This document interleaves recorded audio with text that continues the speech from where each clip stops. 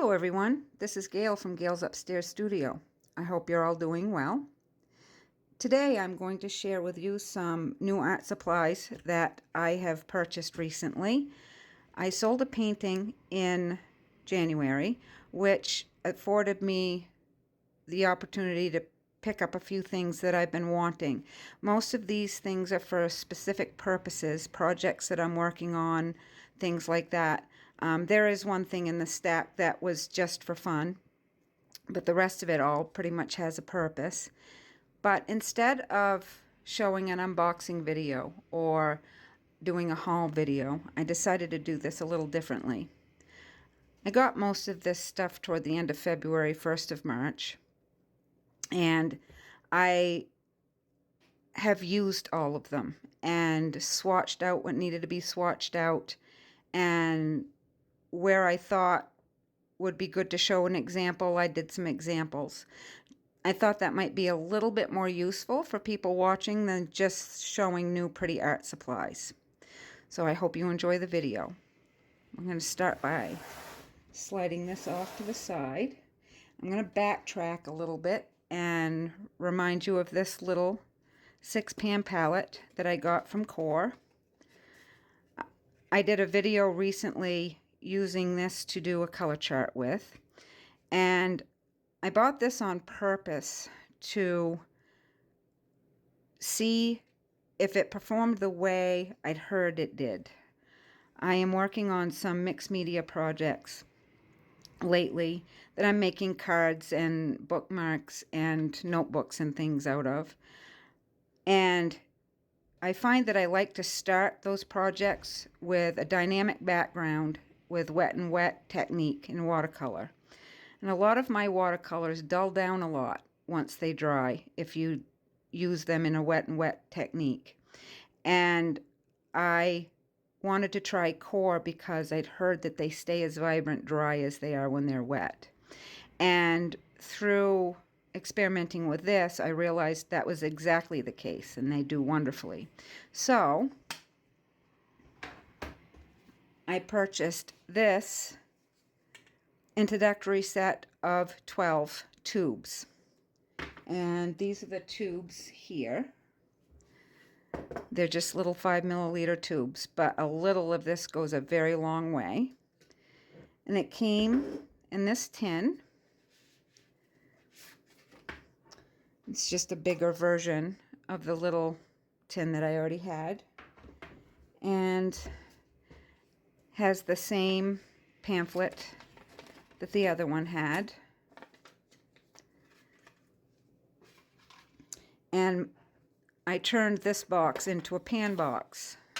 I wanted bigger pans so that I could use bigger brushes in them because this is for background. And my husband 3D printed me some whole pans, and I was able to fit all in, except I didn't quite have enough for my burnt sienna, so I just put 2 little half pans in here. And I adhered them in with magnets so that I can move them around or move them to a different box, whatever I want to do. And I'm finding this is working out very nicely. And I do have an example of this. This isn't exactly really what I'm going to be doing with this, but I love sunflowers, and I tend to go back to sunflowers when I need something to paint. And this shows off what I'm talking about very well, I think. The Payne's Gray in the background stayed very vibrant when it was dry, and the yellow just pops right off the page. And I'm very pleased with it. I'm glad I got those. And here's a swatch page of the colors. And this is that Payne's Gray. And I don't know if it's showing well on the camera, but that's just, it's lends almost more toward an indigo, and it's just beautiful. And the phthalo green in this set is very vibrant too. It's a very nice set to do what I'm doing with it.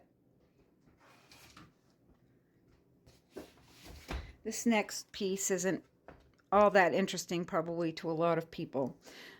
I have used cold pressed Blick Premier paper.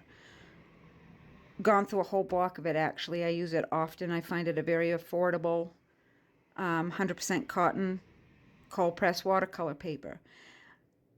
I, however, wanted to try to find a way to bridge the gap with my lettering and my watercolor, to be able to do a project that incorporated both.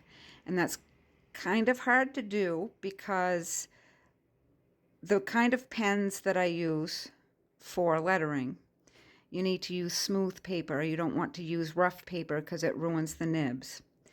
And watercolor isn't going to perform on just any paper. So I usually use Bristol paper for lettering and cold press watercolor paper for watercolor. So I decided to try the Blick hot press. And it is still watercolor paper, 100% cotton, but it's quite a bit smoother than the cold press. It's not quite as smooth as Bristol, but for small projects, I think it will be just fine. And here is an example using that. And I really like how vibrant the watercolor stays on hot press paper. And it takes lettering very well too. So I think I might have found a solution.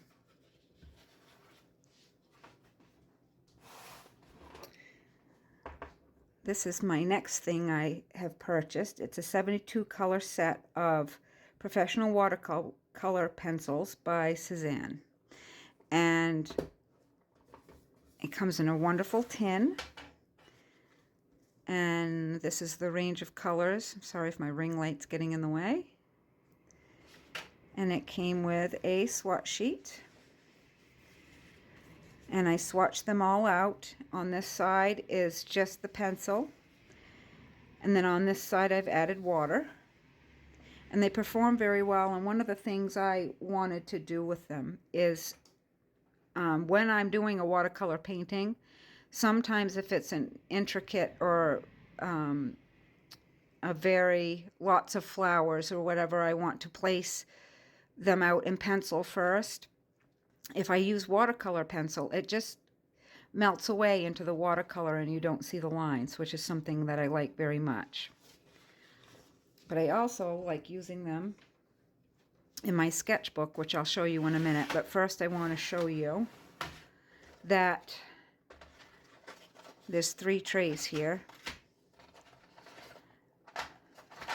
And I don't know much about this brand, but I will tell you that they sharpen well, they don't break easily, and they don't leave a lot of crumbs from what I can tell. So I've been very happy with this set. It's probably more colors than I need, but I've been having a lot of fun with it. I'll show you an example.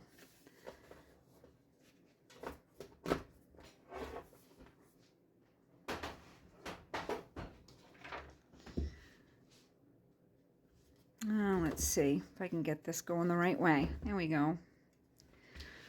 I was able to do this in the sketchbook just sitting on the couch using a water brush. After I used the pencil on this whole page, I did it in an evening and it went very quickly and it was just fun. And as you can see, the colors stay nice and vibrant. This isn't the best watercolor paper, but it worked perfectly fine on it.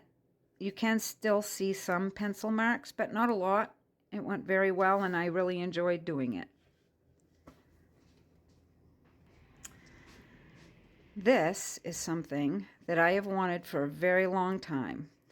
These are Faber-Castell Pitt Artist Pens, sorry about that, and they are in the brush pen line. I have tried these in open stock and just bought 1 or 2 here or there, and I absolutely love them for lettering.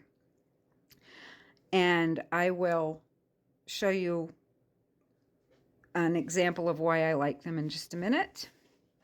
I bought them because I wanted to be able to bridge the gap between my Tombow brush pens and my Pentel brush pens. Tombows are, you have to write quite big, and my Pentels are very small, and these are right in between. They come in this box. I got the set of 48, and if you pull this ribbon, You can leave them right on your desk like this, and that way, with them separating a little bit when they come out, they're easy to grab, and they're a very good desktop item. They are pricey, but very worth it, I think. I've wanted them for a very long time, but it's hard to want to spend that amount of money, but I think for me and my purposes, it's well worth the money. I'll show you an example. This is a pad of Rhodia paper, and it's a dot pad. And I don't know if you can see on camera, but it's a dot grid.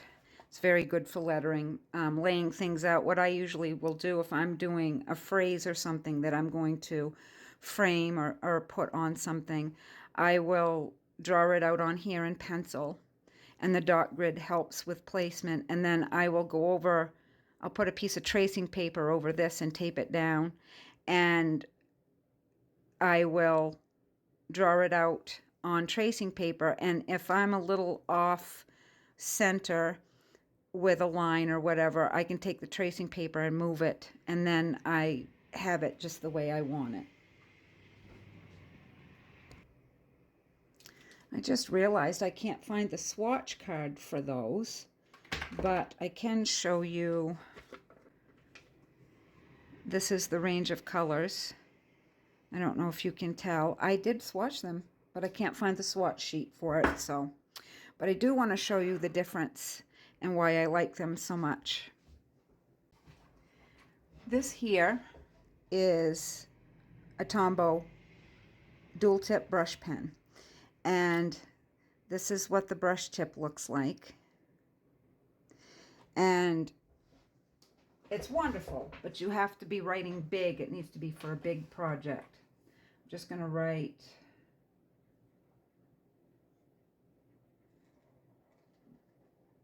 brush. And there's a nice difference between the thin upstrokes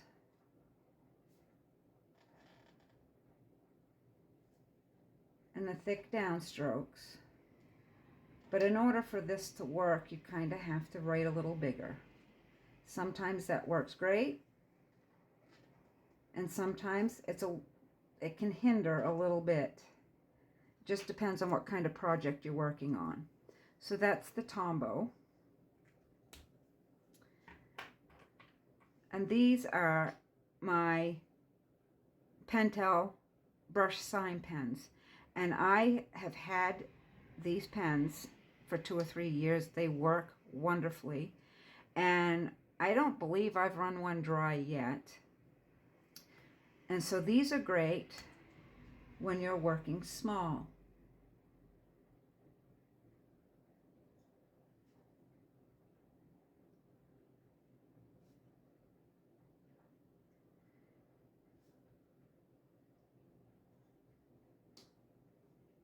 And I really like them. They are very smooth to work with. And as you can see, there's a nice difference between the thin upstroke and the thick downstroke, and that's what you're going for. And you can feel the tip as you're working, and that is very helpful too. And sometimes on the Tombows, after a while, the tips will get soft and they still work, but you can't necessarily feel when you're doing an upstroke. I can feel that, but sometimes on this kind of pen, when the tips get softer, you can't feel that, and it makes it a lot easier when you can. And this is the Pitt Artist pen brush that I just got the set of, and this gives me right in between here, and I really like it, and it's got a very elegant look to it, and it's got a very thin down upstroke and a nice thick downstroke.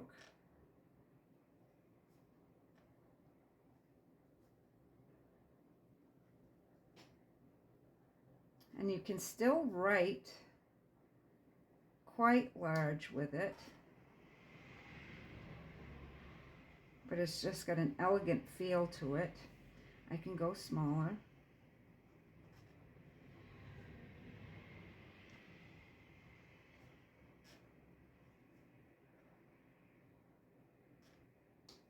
if I want to.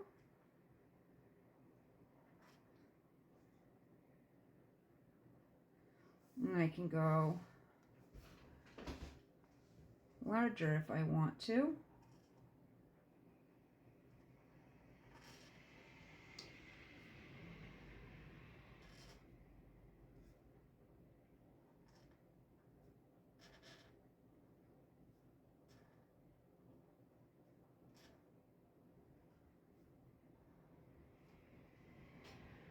And it's got really nice transitions from upstrokes and down. And the tip is so nice and fine that I can get right in with small detail if I choose to. Like so. So I'm very, very pleased with those. And the nice thing about these is, much like the Tombow brush set, Tombow brush pens, I can buy these open stock as well. So I'm very pleased with those. I'm going to bring this over and show again this example because I used one of the green ones in the Pitt pen set for this. Now this last item was not purposeful necessarily. I have had my eye on Paul Rubens for a long time. It gets very great reviews, actually, from a lot of people. It's a professional brand of watercolor, but it's quite affordable. And I have had several different Paul Rubens sets on my wish list for a long time, and I've just never... I have plenty of watercolor, and unless I have a specific purpose for buying it, I have kind of... I'm careful about that. But they released their new, I believe this is their 5th generation pan set, and for some reason I just decided to do it. It was in the, I think it was $45, something like that, in that range anyway, on Amazon. And so I bought it. And they're known for their packaging. Nice box, and this is a nice cloth. I don't know if that's showing up well, but it's a nice cloth. And here is our paint box.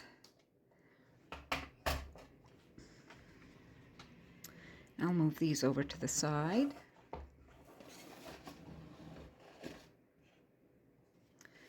And here is the full range. And I got the 24 pan set. It's a nice box. And their logo is right here. And these are all the colors. And this is a swatch card that came with it. And this is their glitter watercolor paper, I believe. I've seen this advertised before too, and I kind of thought it was gimmicky, but honestly, I love doing the swatches on this. It was very fun to do.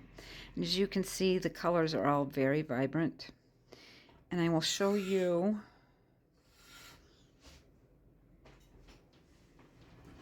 go back to my swatch book here.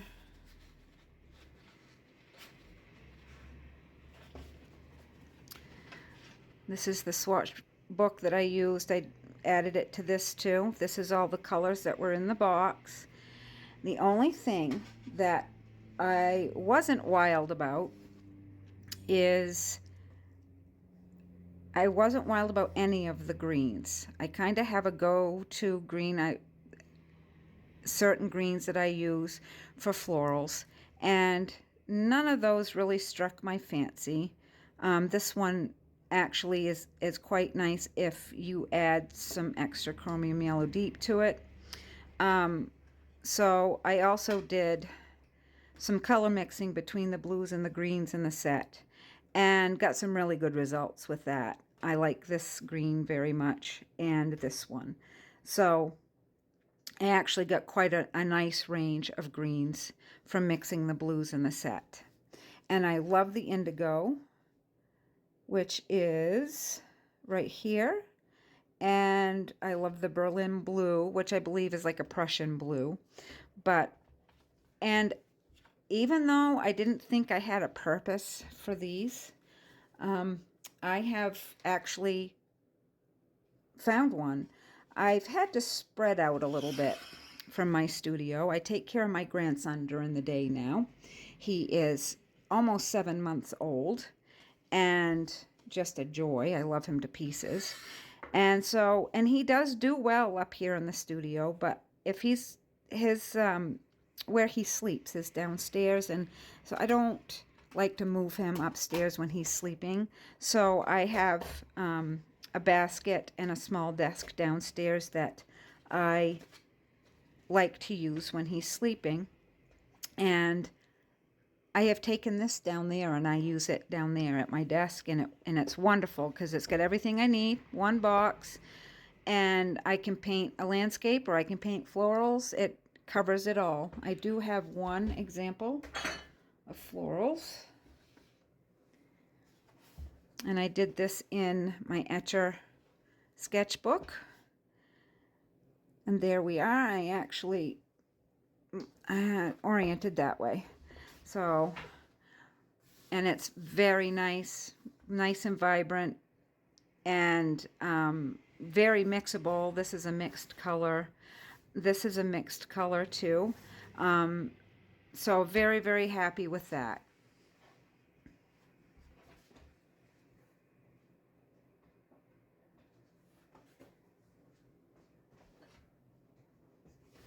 So that is all I have for you today.